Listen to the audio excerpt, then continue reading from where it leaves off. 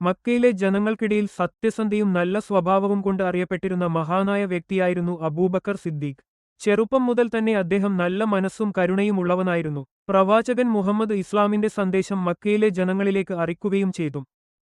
അബൂബക്കർ ആ സന്ദേശം ശ്രദ്ധയോടെ കേട്ട് സത്യം തിരിച്ചറിഞ്ഞു. അദ്ദേഹം ഒരു മടിയും സംശയവും കൂടാതെ ഇസ്ലാം സ്വീകരിച്ചു. അതുകൊണ്ടാണ് അദ്ദേഹത്തിന് സിദ്ദീഖ്, സത്യസന്ധൻ എന്ന പേര് ലഭിച്ചത്. മക്കയിൽ മുസ്ലിങ്ങൾക്ക് ബുദ്ധിമുട്ടുകൾ ഉണ്ടായിരുന്നു. ആ കാലത്ത് അബൂബക്കർ തന്റെ സമ്പത്തും ശക്തിയും ഉപയോഗിച്ച് അവരെ സഹായിച്ചു. ദുർബലരായവരോടും പാവപ്പെട്ടവരോടും അദ്ദേഹം വലിയ കരുണ കാണിച്ചു. പ്രവാചകൻ മക്കയിൽ നിന്ന് മദീനയിലേക്ക് ഹിജ്റ പോയപ്പോൾ ആ മഹത്തായ യാത്രയിൽ കൂടെയുണ്ടായിരുന്നത് അബൂബക്കർ ആയിരുന്നു. ആ സൗഹൃദവും വിശ്വാസവും ഇസ്ലാമിക ചരിത്രത്തിലെ വലിയൊരു ഓർമ്മയാണ്. പ്രവാചകനുടെ വഫാത്തിനു ശേഷം മുസ്ലിം സമൂഹത്തെ നയിക്കാൻ അബൂബക്കർ മുന്നോട്ടു വന്നു.